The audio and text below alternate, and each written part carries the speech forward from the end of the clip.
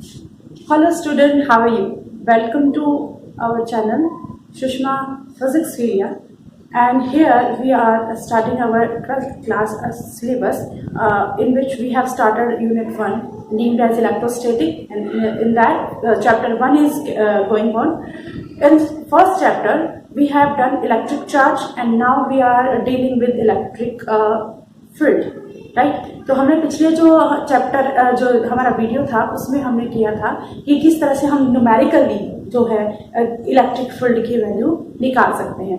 तो हमने electric field और उसके न्यूमेरिकल्स के बारे में पढ़ा पिछले वीडियो में, और आज हम जो शुरू करने वाले हैं वो डिफरेंट स्ट्रक्चर के जो है हमारे डिफरेंट रिंग है या फिर कोई भी स्ट्रक्चर है उसके ऊपर हम इलेक्ट्रिक फील्ड निकालना चाहें एट पर्टिकुलर पॉइंट, तो वो हम निकालना सीखेंगे। उसको करने से पहले जैसे बोर्ड पे लिखा हुआ है हमारा जो आज का टॉपिक है वो है electric field intensity, that is E at a point on the axis of A charge ring. यानी हम एक चार्ज रिंग लेंगे, उसके एक्सिस पे हम ये देखना चाहेंगे कि कितनी इलेक्ट्रिक फील्ड इंटेंसिटी है। Before going through this topic हमें कुछ बेसिक सी चीज है जो हमें पढ़नी पड़ेगी या फिर समझनी पड़ेगी। रादर हमने चार्ज के बारे में पढ़ा, और अब अगर हम बात करें चार्ज डिस्ट्रीब्यूशन, कि चार्ज का डिस्ट्रीब्यूशन किस तरह से हो सकता है। चार्ज जो है वो डिस्ट्रीब्यूट हो सकता है, अब वो आपके डायमेंशंस के ऊपर डिपेंड करता है। लाइक अगर मान लीजिए आपके जो चार्ज है 1 डायमेंशन में है तब उसका चार्ज डिस्ट्रीब्यूशन कुछ और कहलाएगा, 2 डायमेंशन में है तो उसका चार्ज डिस्ट्रीब्यूशन कुछ और कहलाएगा, और 3 डायमेंशन में है तो उसका चार्ज डिस्ट्रीब्यूशन कुछ और कहलाएगा। तो यहाँ पर बेसिकली हम ये देखना चाह रहे हैं कि चार्ज जो डिस्ट्रीब्यूट है वो 3 तरीके का हो सकता है। जैसे अगर कोई भी चार्ज, मैं आपको थोड़ा सा हिंट दे दूं, अगर आपके पास कोई भी चार्ज है वो लाइन में डिस्ट्रीब्यूट है, यानी आपके पास कोई भी लीनियर सोर्स है तो उसमें अगर लाइन से डिस्ट्रीब्यूटेड है तो उसको हम कहेंगे लीनियर चार्ज डेंसिटी। और लीनियर चार्ज यानी 1D में होगी, तो लाइन है तो 1D में होगी, तो ये होगी हमारे पास लीनियर चार्ज डेंसिटी। और इसको हम बच्चे जो करेंगे वो करेंगे लैम्डा से डिनोट, और जो लैम्डा है वो किसके बराबर है, कितना चार्ज कितनी लेंथ के ऊपर डिस्ट्रीब्यूटेड है, वही हमारी लीनियर चार्ज डेंसिटी होगी। तो यहाँ पर हम अगर लैम्डा की वैल्यू करें तो डी हो गया dq, यानी हम एक स्मॉल एरिया ले लें dl, तो इसके ऊपर जितना चार्ज होगा ये क्या कहलाएगी, इसकी linear charge density. I think you are getting my point कि हम चार्ज का जो डिस्ट्रीब्यूशन है उससे डिसाइड करेंगे कि हमारा जो चार्ज डिस्ट्रीब्यूटर है हम किस कैटेगरी में रखें, उसको आइदर 1 में, 2 में या 3 में। सिमिलरली अगर हमारा सरफेस है कोई, जैसे ये बोर्ड है, ये हमारा 2D के अंदर है, तो अगर इसके ऊपर चार्ज डिस्ट्रीब्यूटेड है, और हाँ एक चीज और एज्यूम्पशन करके चलते हैं कि हमारा जो चार्ज है वो इक्वली डिस्ट्रीब्यूटेड है, कॉन्टिन्यूअस चार्ज जो है वो डिस्ट्रीब्यूटेड है। तो यहाँ पर दूसरा है अगर आपका सरफेस में चार्ज डिस्ट्रीब्यूशन है तब क्या होगा, तब हमारे पास यानी अगर आपके पास कोई भी सरफेस है उसके ऊपर चार्ज डिस्ट्रीब्यूटेड है तो उस टाइम जो है हम उसको बोलेंगे सरफेस चार्ज डेंसिटी, और उसको हम डिनोट करेंगे सिग्मा से। लाइक अगर मान लीजिए ये हमारा जो सरफेस है वो ds सरफेस है और उसके ऊपर चार्ज जो है dq है, तो हमारे पास जो सरफेस चार्ज डेंसिटी क्या होगी, dq/ds। ठीक है, तो ये हमारे पास क्या होगी, वो जो है सरफेस चार्ज डेंसिटी, यानी ये 1D के अंदर हो गया, ये 2D के अंदर हो गया। थर्ड क्या है, वॉल्यूम की शेप में आ सकता है, यानी अगर मान लीजिए आपके पास कोई भी 3D ऑब्जेक्ट है तो उसमें आप चार्ज है तो किस तरह से डिस्ट्रीब्यूट करेंगे, तो उसको हम करेंगे वॉल्यूम चार्ज डिस्ट्रीब्यूशन। और वॉल्यूम चार्ज डिस्ट्रीब्यूशन को हम लिख सकते हैं वॉल्यूम, यानी मान लीजिए मैं किसी क्यूब को ले रही हूँ तो यहाँ पर अगर चार्ज डिस्ट्रीब्यूट है तो इस केस में यानी हर एक पॉजिटिव जो चार्ज है इस केस में हमारे पास क्या आएगा, इस केस में हमारे पास जो चार्ज डिस्ट्रीब्यूशन है उसको हम रो से डिनोट करेंगे, यानी volume charge distribution is rho, that is equal to dq/d। Sir हम वॉल्यूम को v से डिनोट कर सकते हैं। ठीक है, तो ये हमारे पास क्या हो गया, डिफरेंट चार्ज डिस्ट्रीब्यूशन हो गया। ये चार्ज डिस्ट्रीब्यूशन आपको कोई भी आपके पास स्ट्रक्चर दी जाए तो उस टाइम आपको ये डिसाइड करना है कि कौन सा चार्ज डिस्ट्रीब्यूशन है जो ये हमारे काम आएगा। अब हम बात करते हैं जो हमारा टॉपिक लिखा हुआ है कि हमारे पास एक रिंग है, उसकी एक्सिस पे हमने इलेक्ट्रिक फील्ड इंटेंसिटी देखनी है, तो कंस्ट्रक्ट करें। तो सबसे पहले हमारे पास जैसे वो ए है, पी पॉइंट पर हमें इलेक्ट्रिक फील्ड इंटेंसिटी बतानी है। तो यहाँ पर अगर कोई भी रिंग है, अगर मैं आपको ये बताऊं कि 3D के अंदर किस तरह से है, लाइक ये हमारे पास ये चार्ज रिंग है, as I have a weapon. तो ये अगर आपके पास चार्ज रिंग है और आपका जो इसका रेडियस है वो क्या है, ए है, और आपको जैसे मैंने कहा इसके एक्सेस पे, लाइक अगर ये मैं एक्सेस बनाऊं तो इसकी जो पेन की टिप है वो पी पॉइंट मान लीजिए, हमें पी पॉइंट के ऊपर इस चार्ज रिंग की वजह से कितना इलेक्ट्रिक फील्ड आ रहा है या कितनी इलेक्ट्रिक फील्ड स्ट्रेंथ आ रही है वो हमें पता करना है। तो यहाँ पर देखिए हम कंसीडर कर रहे हैं कि यहाँ पर एक छोटा सा एक चार्ज एलिमेंट ले लें जिसको हम डीएल बोलेंगे, और यहाँ पर भी उसी तरह से एक डीएल डैश बोलेंगे। अब इस चार्ज एलिमेंट, अगर ये हमारा एलिमेंट डीएल है, इसके ऊपर चार्ज हम कंसीडर कर लेते हैं डी क्यू, क्लियर। तो यहाँ पर देखिए इसी तरह से यहाँ पर हम क्या करेंगे, डी क्यू डैश हो जाएगा। चार्ज तो वैसे सेम ही है, बट यहाँ पर देखिए, यहाँ पर अगर हम इस करंट एलिमेंट इस चार्ज एलिमेंट की वजह से पी पॉइंट पे क्या फर्क पड़ रहा है, कितनी इलेक्ट्रिक फील्ड हो रही है, तो हम इसको ड्रॉ करते हैं। इस पी पॉइंट के ऊपर ये मान लीजिए आर डिस्टेंस है जो डीएल है, तो यहाँ पर इलेक्ट्रिक फील्ड लग रही है, क्योंकि ये पॉजिटिव चार्ज है तो इलेक्ट्रिक फील्ड कहाँ, आउटवर्ड डायरेक्शन में लगनी चाहिए, तो इसकी इलेक्ट्रिक फील्ड कहाँ होगी, ये आएगी आउटवर्ड डायरेक्शन में। सिमिलरली जो डीएल डैश है वो भी सेम इफेक्ट प्रोड्यूस करेगा। हम बेसिकली क्या करना चाह रहे हैं, हम छोटे छोटे एलिमेंट्स लेना चाह रहे हैं और उन एलिमेंट से ये देखना चाहेंगे कि कितना इलेक्ट्रिक फील्ड इंटेंसिटी है, और फिर लास्ट में हम क्या करेंगे, इन सभी एलिमेंट्स को एड अप कर देंगे और उसके बाद हम इसकी टोटल इलेक्ट्रिक फील्ड इंटेंसिटी निकालेंगे। तो इसीलिए हमने क्या है, एक छोटा सा जो है आपका एलिमेंट लिया है लेंथ वाइज, और यहाँ पर अगर हम बात करें तो यह इसकी वजह से भी इस पी पॉइंट पे होगा। यहाँ हम ड्रॉ कर लेते हैं, इस पी पॉइंट से इलेक्ट्रिक फील्ड क्या आ जाएगी, इस साइड जाएगी, ठीक है। हम इसको मान लेते हैं डीई, क्योंकि स्मॉल एलिमेंट है तो इसको डीई से रिप्रेजेंट कर लेंगे, और ये है डीई डैश, क्लियर। यहाँ पर हम ये मान लेते हैं ये एंगल हो गया थीटा, सिमिलरली ये एंगल भी क्या हो गया, थीटा हो गया।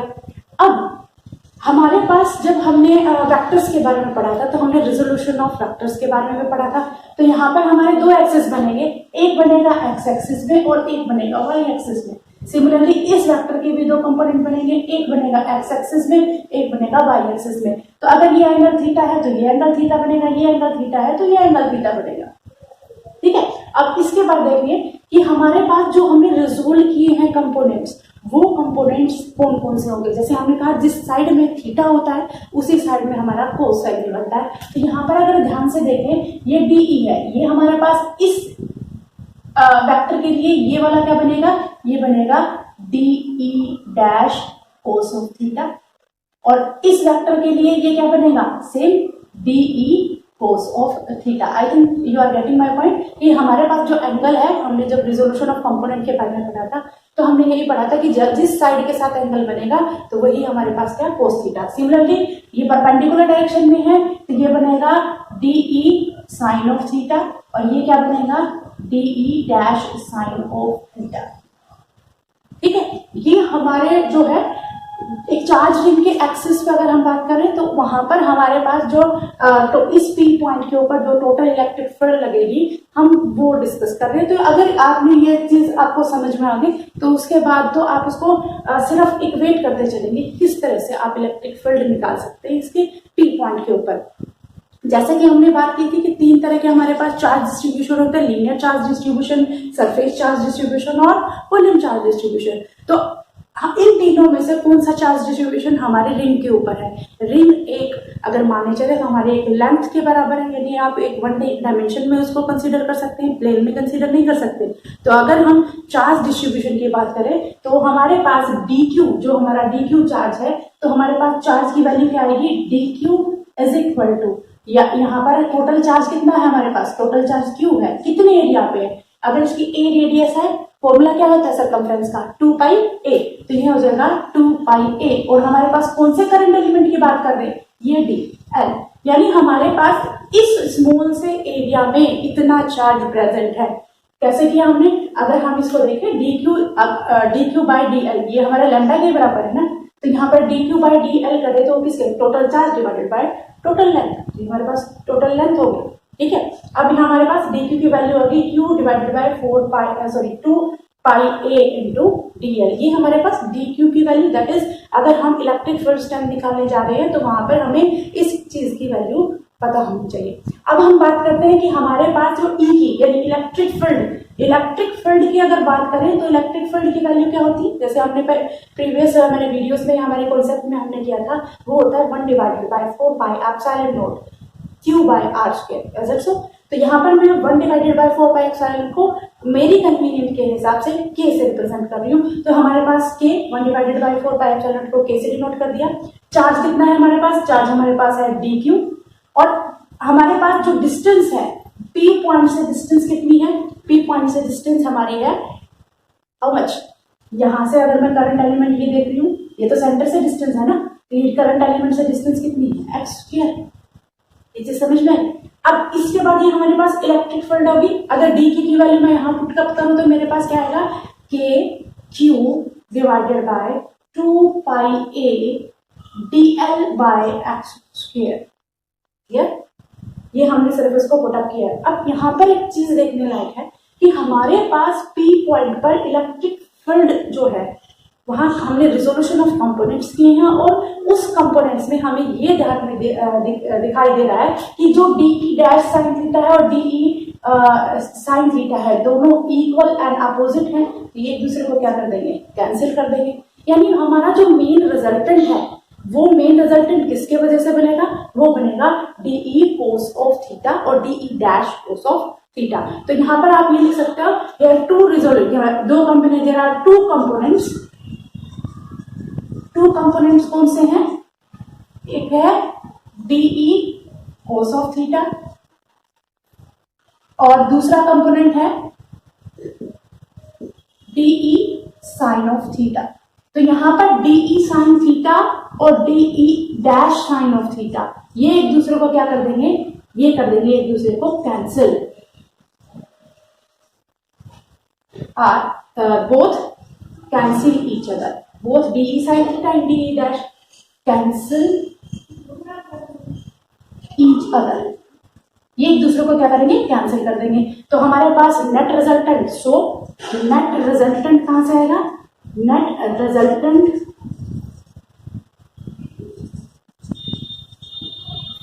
विल बी किसके बराबर होना चाहिए? हमारे पास है डीई कोस ऑफ थीटा, यानी डीई कोस थीटा है वो हमें नेट रिजल्टेंट देगा। अब नेट रिजल्टेंट निकालना है तो उसके लिए हम क्या लिख सकते हैं कि हमारे पास E की वैल्यू किसके बराबर होगी? E इज इक्वल टू, हम यहाँ पर क्या करेंगे बच्चे? यहाँ पर हमारा कॉन्टिन्यूअस चार्ज डिस्ट्रीब्यूशन है, कॉन्टिन्यूअस चार्ज डिस्ट्रीब्यूशन है तो वहां पर हम इंटीग्रेशन यूज करते हैं। जैसे कि आपने 11th क्लास में पढ़ा था कि कॉन्टिन्यूअस एक होता है डिस्क्रीट और एक होता है कॉन्टिन्यूअस। कॉन्टिन्यूअस चार्ज डिस्ट्रीब्यूशन है तो यहाँ पर हम यूज करेंगे और यहाँ कम से कम वैल्यू कितनी हो सकती है? 0 और ज्यादा से ज्यादा पूरी सर्कमफ्रेंस। तो यहाँ पर हम इसकी 2 पाई ए इसकी सर्कमफ्रेंस लेंगे, ठीक है। और हमारे पास कौन सा फैक्टर है? वो है DE cos of theta. Clear? अब ये डीई कोस थीटा ही हमें टोटल इलेक्ट्रिक फील्ड की वैल्यू। अब नेक्स्ट स्टेप में आपको क्या करना है? इन सभी की वैल्यू पुट अप करनी है और उसको सोल्व करना है। तो 1 बाय 1 देखिए हमारे पास डी की यहाँ पर देखिए बच्चे, रादर मैं यहाँ पे ई नहीं लिखूंगी, यहाँ पर डी लिखूंगी क्योंकि हमारे पास ये डी क्यू है, ठीक है। ये टोटल इलेक्ट्रिक फील्ड स्ट्रेंथ नहीं, वो तो फॉर्मूला के लिए मैंने ई लिखा था, यहाँ पे ये डीई है। डीई की वैल्यू क्या है हमारे पास? K Q divided by 2 pi A D L divided by हमारे पास X square, not X square नहीं बच्चे, यहाँ पे आर स्क्वायर आना चाहिए ना हमारा। ये हमारे पास आएगा R square, sorry for the inconvenience, ये हमारे पास आर स्क्वायर हो गया। अब यहाँ पर आर स्क्वायर लिखेंगे। अब आएगा कोस थीटा। इस ट्रायंगल से जब हम कोस थीटा की वैल्यू निकालेंगे, कोस थीटा की वैल्यू आएगी बेटा एक्स डिवाइडेड बाय आर।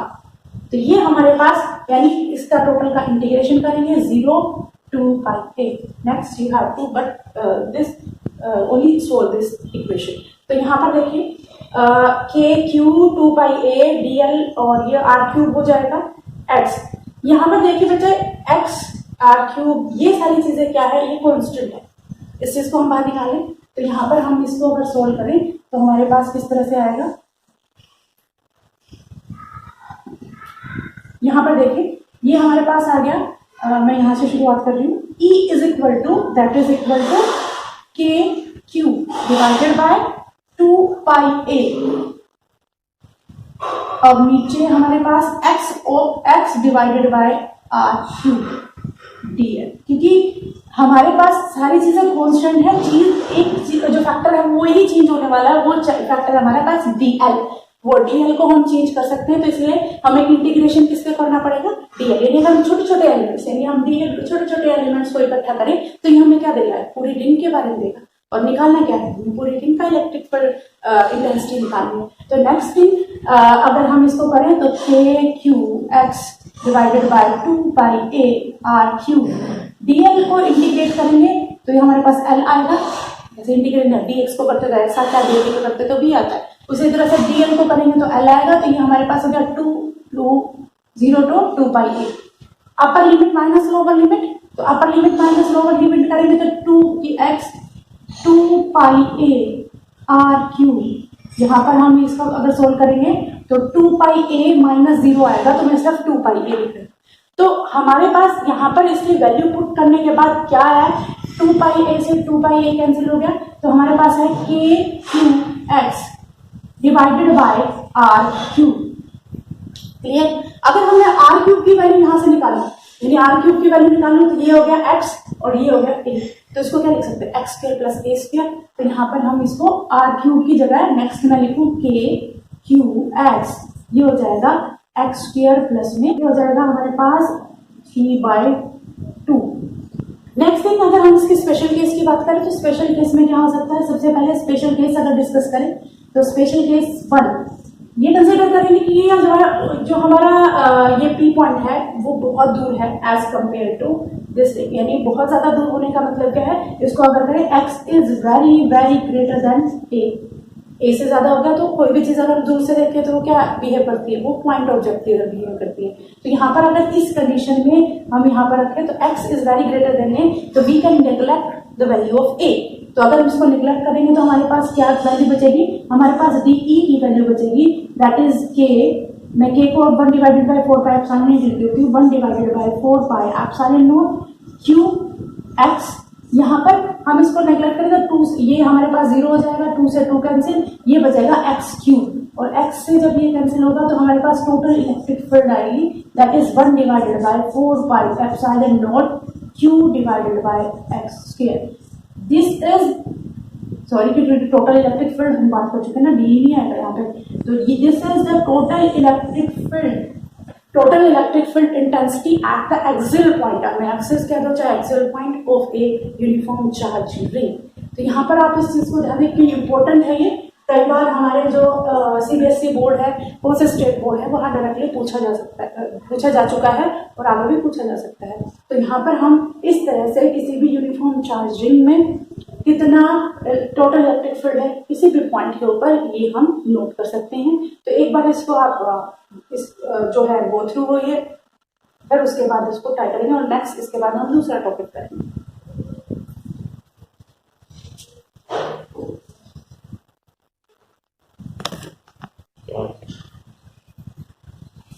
अभी हमने देखा कि अगर कोई चार्ज रिंग है तो उसके ऊपर टोटल इलेक्ट्रिक फील्ड स्ट्रेंथ कितनी रहेगी।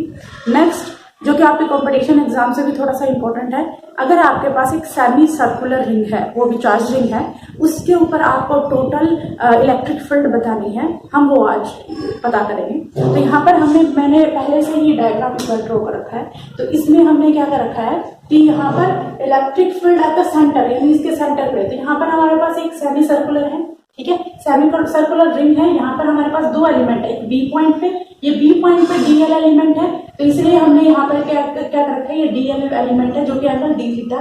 सिमिलरली अपर पार्ट से हमने ले रखा है डीएल है, वो ए पॉइंट पे प्रेजेंट है और ये भी क्या एंगल बना है, डी थीटा। जो ए पॉइंट है और बी पॉइंट है वो ए डिस्टेंस अपार्ट है। क्लियर? अब इसके बाद देखिए ये पी पॉइंट हमने सेंट्रल पॉइंट मान लिया इस करंट एलिमेंट, सॉरी इस लेंथ एलिमेंट के लिए, तो हमारे पास इलेक्ट्रिक फील्ड क्या आएगी, अगर हम देखें इलेक्ट्रिक फील्ड आउटवर्ड डायरेक्शन में जाएगी, इसके लिए क्या जाएगी, ये भी आउटवर्ड डायरेक्शन में जाएगी, यानी रिजल्टेंट अगर इन दोनों का देखें। सिमिलरली यहाँ पर हमारे पास ये डीई है, 2 कंपोनेंट बनेंगे, 2 कंपोनेंट इस साइड बनेंगे और 2 कंपोनेंट इस साइड, यानी basically DE cos theta D sine theta की जैसे हम बात कर रहे थे। यहाँ पर हम सिर्फ ये पी इस पॉइंट पे देखना चाह रहे हैं कि टोटल इलेक्ट्रिक फील्ड स्ट्रेंथ कितनी है। तो यहाँ पर हमारे पास ये एक दूसरे को कैंसिल कर देंगे, तो हमारे पास बचेगा जो DE है, ये जो एडअप हो रही है वो इलेक्ट्रिक फील्ड यहाँ पर हमें देखती है। तो हमने यहाँ पर अज्यूम कर रखा है एक सेमी सर्कुलर चार्जिंग, और उसमें जो उसकी रेडियस A है वहां पर हमने दो एलिमेंट्स यूज किए हैं, एक एलिमेंट A एंड एक एलिमेंट हो गया B। वहां से हमारी डिस्टेंस A है और उसके बाद हमने टोटल इलेक्ट्रिक फील्ड वहां से निकाली है। तो अब सबसे पहले हम क्या निकाल सकते हैं, सबसे पहले हम ये देख सकते हैं कि इलेक्ट्रिक फील्ड क्या होगी। इलेक्ट्रिक फील्ड स्ट्रेंथ निकालनी है तो वो किसके बराबर होगी, हम उसको DE से रिप्रेजेंट करेंगे, और DE क्या है, electric field that is 1 divided by 4 pi epsilon naught K Q बाय R। Is it so? तो यहाँ पर हमारे पास फिर से वही आएगा कि हमारे पास दो एलिमेंट, एक कोस थीटा वाले एक साइन थीटा। यहाँ पे मैं कुछ स्टेप स्किप कर रही हूँ बच्चे, क्योंकि हमने अभी अभी रिंग वाला ऑप्शन किया है, तो इसलिए यहाँ पर K एलिमेंट, क्योंकि हम DQ ले रहे हैं तो इस DQ डिवाइडेड बाय यहाँ पर हम डिस्टेंस कितनी है, यहाँ पर हम जो पार्ट वो आपका जो एलिमेंट है वो कितने डिस्टेंस अपार्ट है, वो A डिस्टेंस अपार्ट है, तो इसलिए हम यहाँ पर लिखेंगे A स्क्वायर और कौन सा factor, that is of cos of theta. अब ये भी हमारे पास कौन सा एलिमेंट है, एलिमेंट या कह सकते हो चार्ज डिस्ट्रीब्यूशन कौन सा है, ये हमारे पास लीनियर चार्ज डिस्ट्रीब्यूशन है या सरफेस चार्ज डिस्ट्रीब्यूशन है।